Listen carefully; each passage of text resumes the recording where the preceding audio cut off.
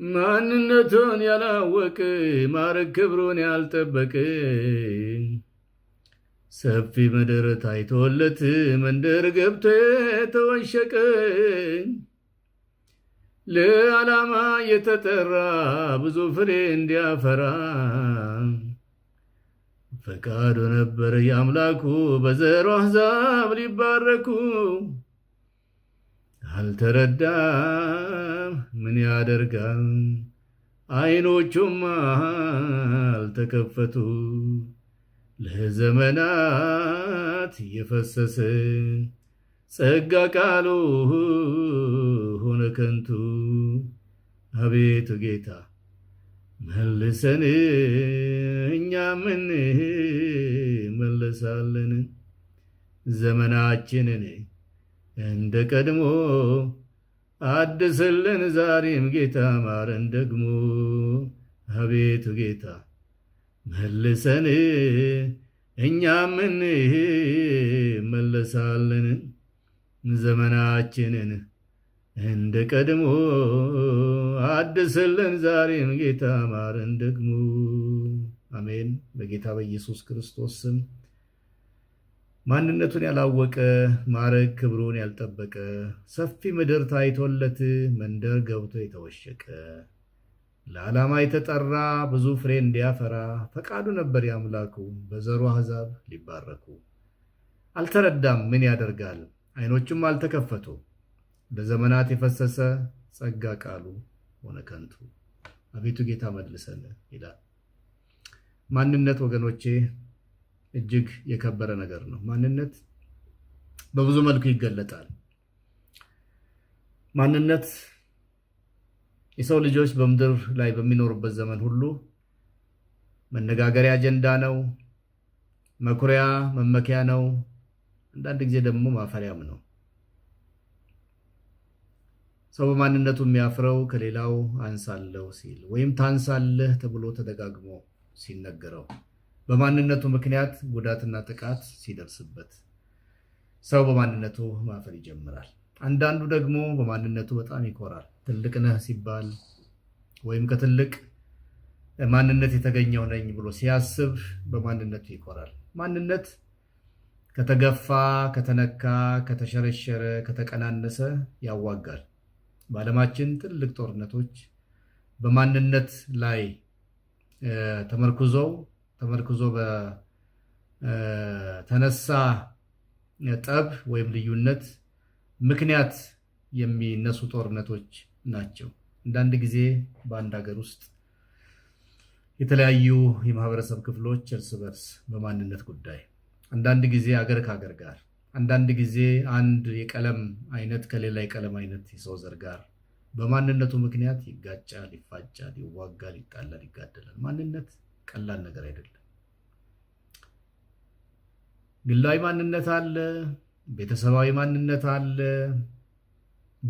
ብሔረሰባዊ ማንነት አለ፣ ብሔራዊ ወይም አገራዊ ማንነት አለ። ከፍ ሲል ደግሞ አህጉራዊ ማንነትም አለ። ለምሳሌ አፍሪካ፣ እኛ አፍሪካውያን እንላለን፣ እኛ ኢትዮጵያውያን እንላለን። ደግሞ ወረድ ብለን ደግሞ የብሔረሰባችንን ስም ጠርተን በብሔረሰባችን ማንነት ራሳችንን እንገልጣለን፣ ወይም ሌላው ይገልጠናል ወይም ይጠራናል። ማንነት በቀለም ይገለጣል፣ በቋንቋ ይገለጣል፣ በጾታ ይገለጣል፣ በእውቀት ደረጃ ይገለጣል፣ በእድሜ ይገለጣል፣ በይዞታ ወይም በሀብት ደረጃ ይገለጣል፣ በእምነት ወይም በሃይማኖት ይገለጣል። ብዙ መዘርዘር ይቻላል። ማንነት ሲቀናነስ ወይም ሲሸራረፍ ደግሞ ጠበቆች አሉት። እውቅና ያላገኘ ሲመስል ወይም ደግሞ ከበሬታ ያላገኘ ሲመስል የሚሟገቱለት አሉ። ወይም ራሱ ማንነት የተነካ የሚለው ክፍል፣ አለዚያም ደግሞ እሱን ወክለው ሌሎች ጠበቃ ሆነው ይሟገታሉ፣ ይከራከራሉ፣ ይዋጋሉ። ለምሳሌ የሴቶች መብት የሚባል በዓለም አቀፍ ደረጃ ታላላቅ የዓለም አቀፍ የመንግስታት ድርጅቶች፣ መንግስታዊ ያልሆኑ ድርጅቶች ስለ ሴቶች መብት የሚሟገቱ አሉ። ስለ ህፃናት መብት፣ ስለ አካል ጉዳተኞች መብት፣ ስለ ስደተኞች መብት፣ ስለ ወዛደሮች ሰራተኞች መብት፣ ስለ ጥቁሮች መብት፣ ስለ ግብረ ሰዶማውያን መብት እያለ ይቀጥላል። እነዚህ ሰዎች ወይ ራሳቸው ናቸው፣ አለዚያም እነሱን ወክለው የሚሟገቱላቸው የሚከራከሩላቸው ጠበቆች አሏቸው። ማንነት ሲወሰድ፣ ሲቀነስ፣ ሲሸረፍ ጠበቃም ይቆምለታል። ከፍተኛ መዋዕለ ንዋይ ይፈሳል። በጣም የተማሩ ሃይሊ ኳሊፋይድ የሆኑ ሰዎች ይቀጠራሉ። ቢሮዎች ይከፈታሉ። ማዕከላዊ ቢሮ በአንድ የዓለም ክፍል፣ ቅርንጫፍ ቢሮዎች በተለያዩ የዓለም ክፍሎች። ማንነት እንዲሁ ዝም ብሎ አይታይም። ከፍተኛ ዋጋ፣ ከፍተኛ ግምት አለውላችሁ። አሁን ይህን መልእክት የምታዳምጡ እንኳን የሆነ አይነት ማንነታችሁን፣ የጾታ ማንነታችሁን፣ የእምነት ማንነታችሁን ወይም ቀለማችሁን ወይም ዘራችሁን አንድ ሰው አንስቶ ወይም ጠቅሶ የማይገባ ነገር ቢናገራችሁ ወይም ደግሞ ቢያሳያችሁ፣ ያልሆነ አይነት አክሽን ቢያሳያችሁ ትቆጣላችሁ፣ ታዝናላችሁ። ብር ገንዘብ ከኪሳችን ቢወሰድ የዛን ያህል አይቆጨንም። ወይም ደግሞ ሀብት ንብረት፣ ሌላ ቁሳዊ ምድራዊ ነገር ማንነታችን ሲነካ ማንናችንም አንችልም። የትኛውም የሰው ልጅ አይችልም። ማንነት ይህን ያህል ያነጋግራል፣ ያከራክራል፣ ያዋጋል፣ ያጣላል ብያችኋለሁ። ማንነት ቀላል ነገር አይደለም። ማንነት እንደ ቀላል አይታይም። እኛ ወንጌላውያን አማኞች ማንነት አለን። ከሌላው እምነት የሚለየን ወይም ከማያምኑ የሚለየን የከበረ የተለቀ የገነንና የገዘፈ ማንነት አለን። ይሄ ማንነት ወይም በዘመኑ የሳይንስ ቋንቋ ዲኤንኤ ከእግዚአብሔር ከአምላካችን የተገኘ ነው።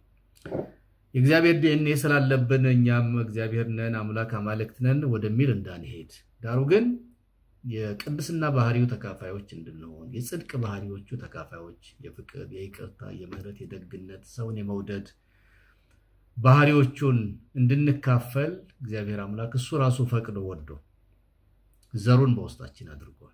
ይሄ ማንነታችን ነው። በንግግራችን፣ በሐሳባችን፣ በአኗኗራችን እግዚአብሔርን በስጋ የተገለጠውን ጌታችንን መድኃኒታችን ኢየሱስ ክርስቶስን እንድንመስል ሐዋርያት አጥብቀው አስተምረውናል። እናንተ ክርስቶስን ምሰሉ በሚል ይህን ምድር ስጋዊን ነገር መምሰል ለጥቂት ጊዜ ይጠቅማል። እግዚአብሔርን መምሰል ግን ለአሁንና ለሚመጣው ዓለም ተስፋ ስላለው ስለ ሁሉም ነገር፣ ስለ ብዙ ነገር ይጠቅማል። እግዚአብሔርን መምሰል ማትረፊያ ነው። እግዚአብሔርን መምሰልን አትርሱ የሚሉ ምክሮች ሐዋርያት በመልእክቶቻቸው፣ በትምህርቶቻቸው ደጋግመው ነግረውናል። ማንነታችን የክርስቶስ ማንነት ነው። በዚህ ረገድ አሁን ባልኩት መንገድ የክርስቶስ ማንነት ነው። የቀደመችው ቤተክርስቲያን፣ ኦሪጂናሏ ቤተክርስቲያን ማንነት የኛ ማንነት ነው። ያንን መስለን ካልታየን፣ ካልተገኘን የሆነ ችግር መሀል ላይ ተፈጥሯል ማለት ነው። ይህንን የሚያሳስብ መልእክት ነው ይዤላችሁ የቀረብኩት። እንደመሰነበታችሁ የጌታ እግዚአብሔር ሰላም ለእናንተ ይሁን በያላችሁበት። ሳምንታዊ የሰላምታና የአጭር መልእክት ክፍለ ጊዜያችን ነው። ይህ መልእክት ከሰማችሁ በኋላ ጠቃሚ መስሎ ከታያችሁ ለምትወዳቸው፣ ለምታውቋቸው ሼር አድርጉ። ከዚህ በላይ አልሄድም። ሼር አድርጉ፣ አካፍሏቸው። ለእንዲህ አይነት መልእክት ጠቃሚ ነገር በምታገኙበት ጊዜ ልክ አንድ ጥሩ ነገር ሰው አግኝቶ ለሚወደው ሰው እንደሚያካፍል፣ ይህም ደግሞ ይጠቅማል ብላችሁ ካሰባችሁ አካፍሏቸው። ሌሎች ሊንኩን ላኩላቸው ወይም ሼር አድርጓቸው። በመጽሐፍ ቅዱሳችን ነቢዩ ዮናስ እግዚአብሔር ከላከው ቦታ ይልቅ ስጋው ወደ ላከው ቦታ፣ ምክንያቱም ታውቁታላችሁ።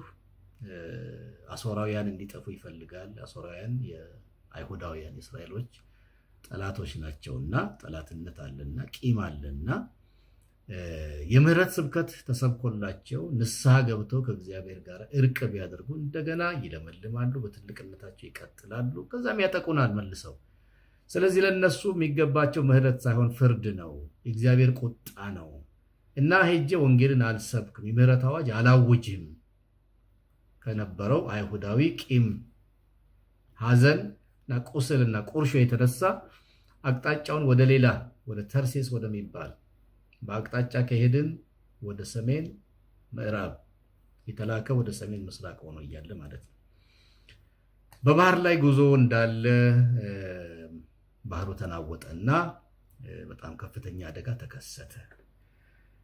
የመርከቡ አዛዦች እና ምናልባት ሌሎችም የሚመለከታቸው ክፍሎች መጥተው ፍተሻ ሲያደርጉ አንድ ፀጉረ ልውጥ ሰው ተገኘ። ትንሽ ሰስፒሺየስ ቢሄቪየር ያለው ወይ ትንሽ ተጠራጣሪና ፈሪ አይነት ሰው አዩና እዚህ ሰው ላይ ትኩረት አደረጉ።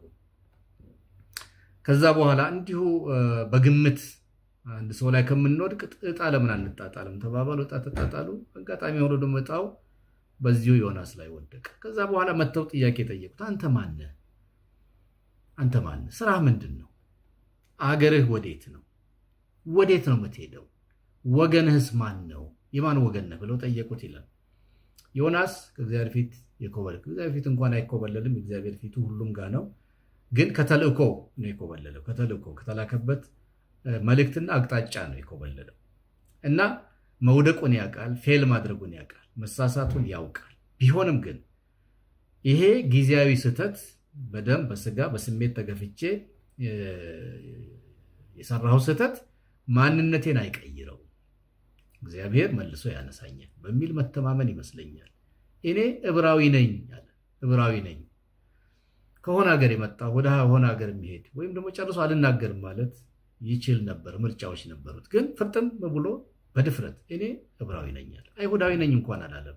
እስራኤላዊ ነኝ እንኳን አላለም። ምክንያቱም እስራኤላዊነት አይሁዳዊነት በዜግነት ነው፣ በማመልከቻ ይገኛል። ሰው ብዙ ዓመት በዛ ምድር ከኖረ እና ህጋዊ ፎርማሊቲዎችን ካሟላ ዜግነት ሊያገኝ ይችላል።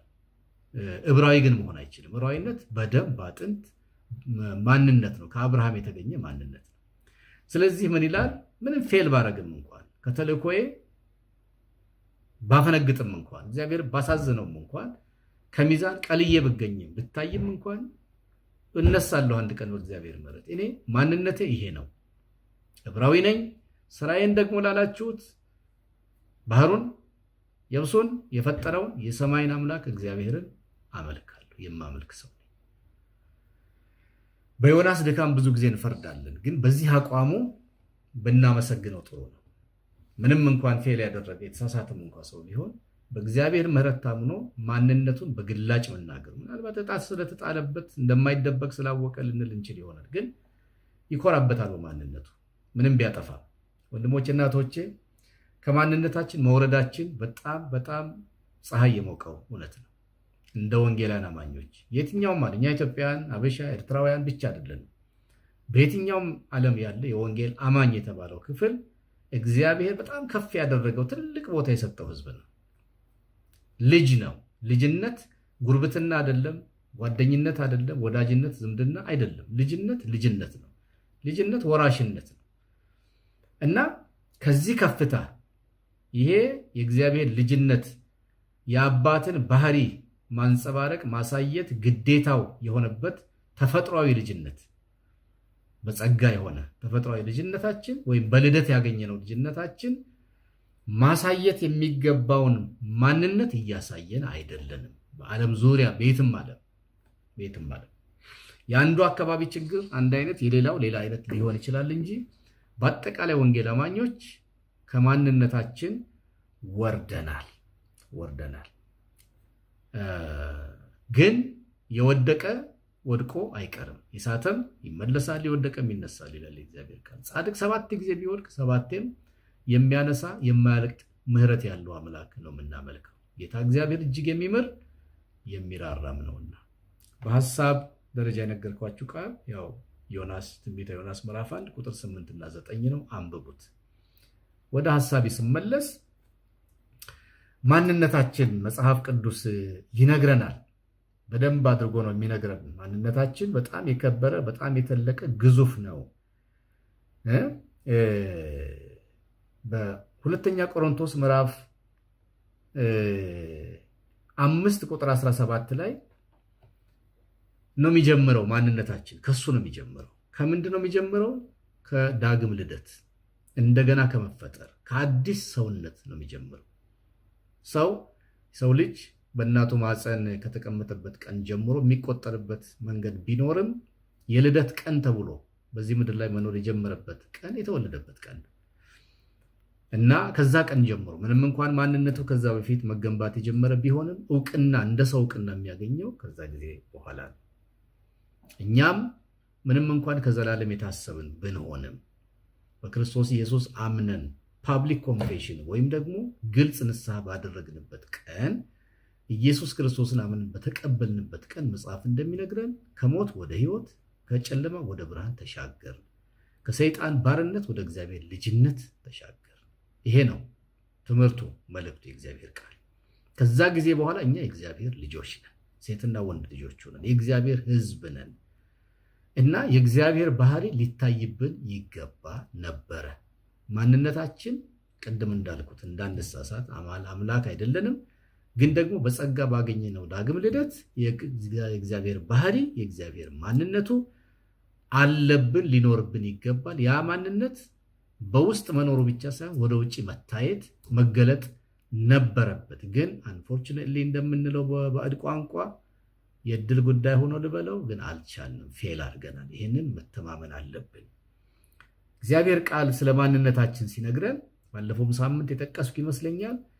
አዲስ ልብ፣ ይሄ አዲስ ፍጥረት በክርስቶስ ማንም ቢሆን አዲስ ፍጥረት ነው የሚለውን ቃል ተመርኩዘን ቆሮንቶስ 5:17 ላይ ያለውን ተመርኩዘን አዲስ የሚለውን ቃል ይዘን ወደ አዲስ ኪዳን ስንገባ ሌሎች ብዙ አዲስ የሚሉ ስሞች ወይ መታወቂያዎች እንዳሉን ይነግረናል። ለምሳሌ አዲስ ልብ የተቀየረላችሁ ናችሁ ይለናል። ከኤርሚያስም ከሕዝቅኤልም ትንቢቶች ተነስተን ስንመጣ አዲስ ልብ የተቀየረላቸው፣ አዲስ መንፈስ የፈሰሰላችሁ ናችሁ ይለናል። በአዲስ መንገድ የምትሄዱ ናችሁ ይለናል። ወይም አዲስ መንገድ ተመርቆ የተከፈተላችሁ ናችሁ ይለናል። አዲስ የወይን ጠጅ እንደ አዲስ የወይን ጠጅ ጣፋጭና ብርቱ ናችሁ ይለናል።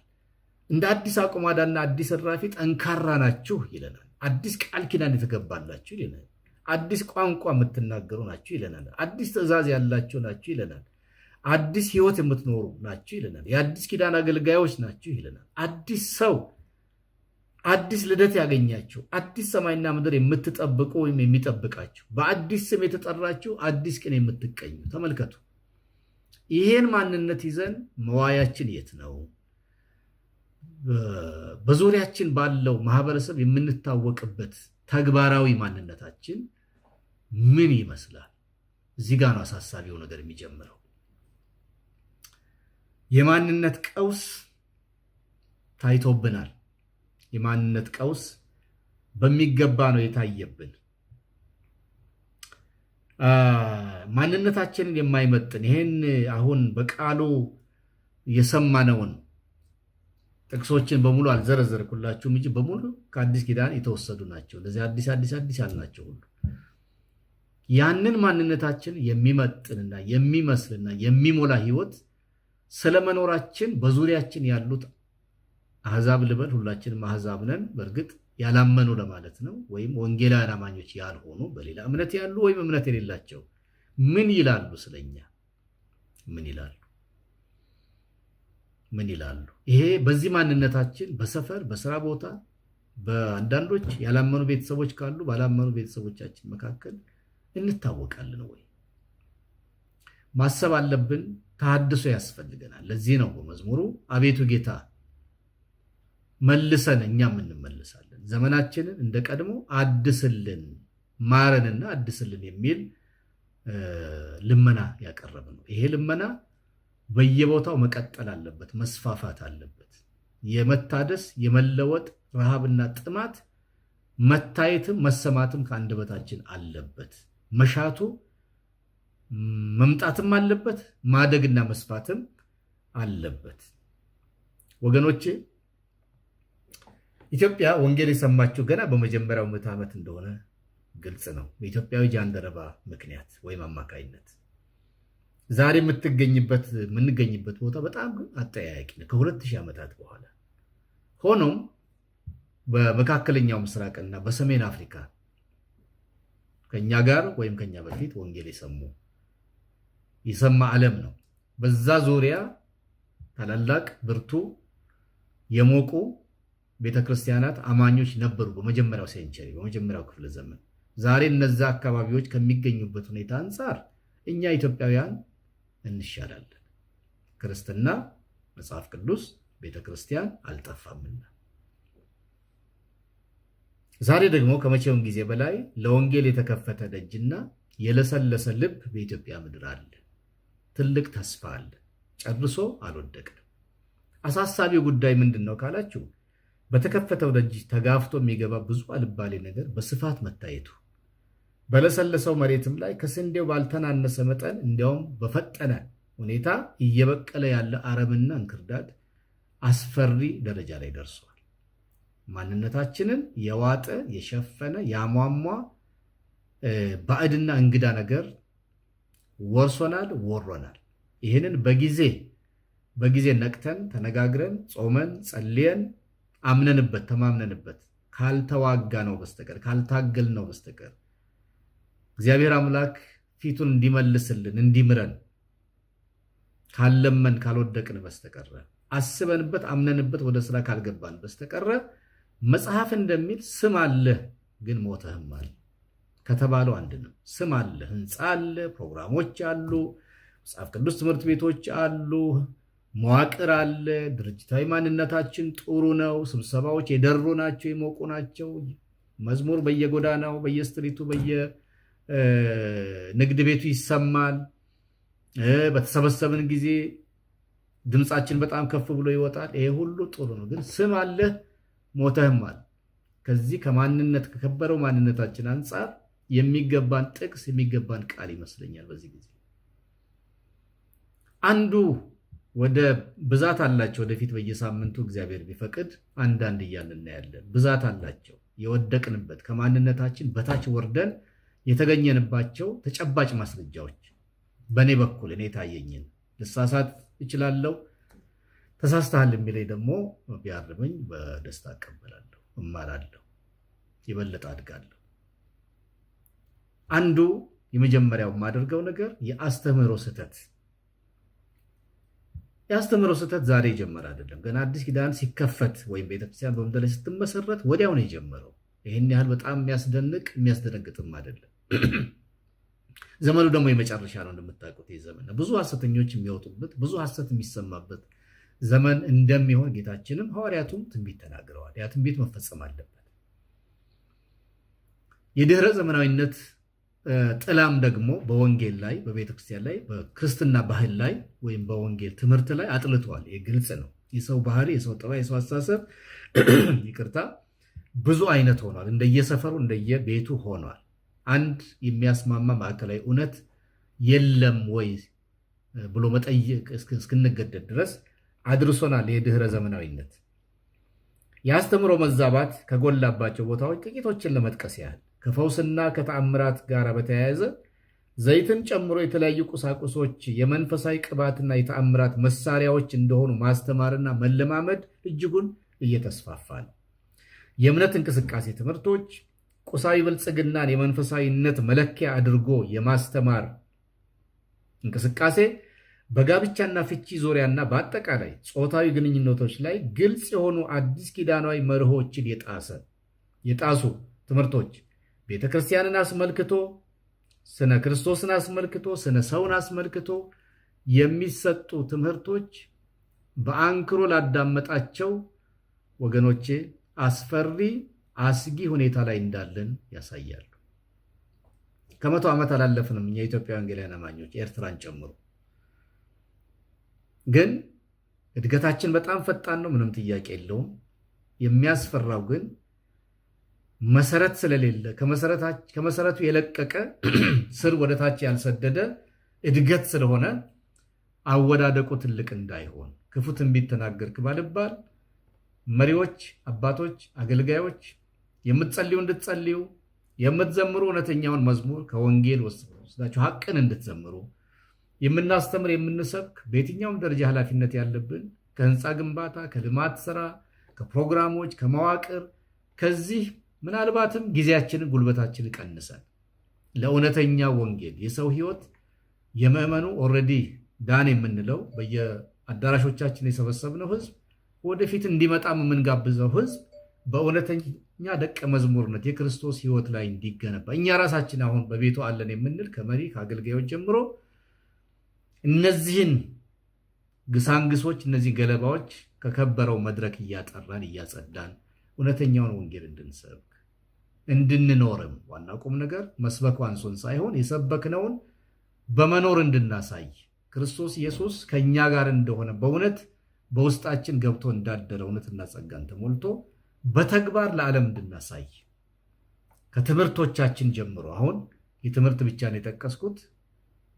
ትምህርቶቻችን አሁን የሚሄዱበት የተንጋደደ መንገድ ዝም ካልን ወገኖቼ ስለ ማንነታችን የማይገደን የማይቆረቁረን ከሆነ ሌሎች አሉ አሰፍስፈው የሚጠብቁ ይህንን ዓለም ለመውረስ የሰውን ልጅ በሙሉ ከዳር እስከ ዳር ለመጠቅለል የሚነሳሱ ሃይማኖት ብቻ አይደለም፣ አመፅ፣ ክህደት፣ ሴሰኝነት፣ ምንዝርና፣ በዚህ በጾታ ዙሪያ የተነሳው ቀውስ ጾታ ዛሬ 2 አይደለም 100 ምናምን 107 108 ጾታ አለ ተብሎ እየተነገረ ነው። እነዚህ እውነትን ሊወጡ እርግጥ ነው እውነት ለጊዜው ትጠወልጋለች፣ መነሳቱ አይቀርም፣ ትቀበራለች፣ ትረገጣለች፣ ፈንቅላ መውጣቱ አይቀርም። ቢሆንም ግን ቤተክርስቲያን እያለ ወንጌል ሰባኪዎች እያለን ድምፃችን በመዝሙር እየተሰማ ስብሰባው ሳይቆም ህንፃ መስራታችን ሳይቆም ግን ህይወትን መስራት ያመኑትን በእውነተኛ ወንጌል ላይ መትከል ጨክነን እኛ ራሳችን መሪዎችና አገልጋዮቹ ባህሪያችን ህይወታችን ከአገልግሎታችን ጋር እንዲሄድ በራሳችን ላይ ጨክነን የደቀ መዝሙርነትን የእውነተኛ ደቀ መዝሙርነትን የባህሪ ግንባታ ስራ ሳንሰራ ወገኖቼ ሌላው ከኛ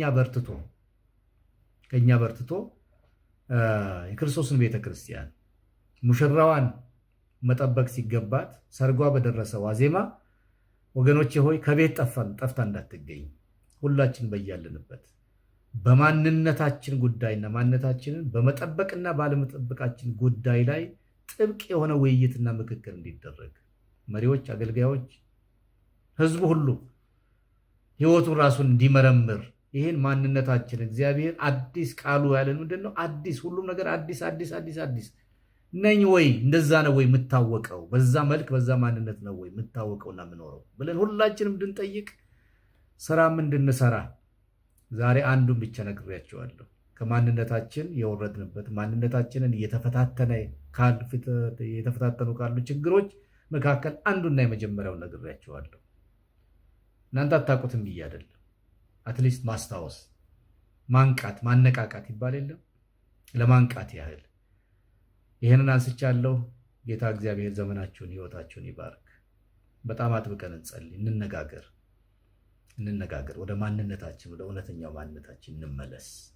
እሱ ወዳለን እኛ ራሳችን አልሰራንም። እሱ ወደ ሰራን ወደ ሰጠንና ወደ አለን ማንነታችን የሚመልስ ስራ በያለንበት እንስራ። በግል ህይወታችን፣ በቤተሰባችን፣ በልጆቻችን ቤተሰብ ያለን፣ በተረፈው በቤተ ክርስቲያን ህይወት፣ በአጥቢያ በቤተ እምነት በጋራ ደግሞ ሆነን እንደዚህ አይነት ጠንካራ ምክክሮች ይደረጉ። ቤተ ክርስቲያን አስሚነቷ፣ ተሰሚነቷ፣ ሞገሷ፣ ተደማጭነቷ ይጨምር። አሁን ባለው ሁኔታ እንደሱ እንዳልሆንን ግልጽ ነው እና ይጨምር። እግዚአብሔር የሰማይ አምላክ እናንተን ሁላችሁን ይባርክ። ሳምንት ጌታ ቢፈቅድ በቀጣይ ሐሳብ እንገናኛለን። ተባረኩ። እግዚአብሔር አምላካችን የሰማነውን ለህይወት፣ ለበረከት፣ ለለውጥ፣ ለፈውስ አድርግልን፣ ለመነሳት፣ ለትንሣኤ አድርግልን። ተመስገን። ክብር ላንተ ይሁን በጌታ በኢየሱስ ክርስቶስ ስም አሜን። ሼር ማድረጋችሁን አትርሱ። እግዚአብሔር የሰማይ አምላክ ይባርካችሁ።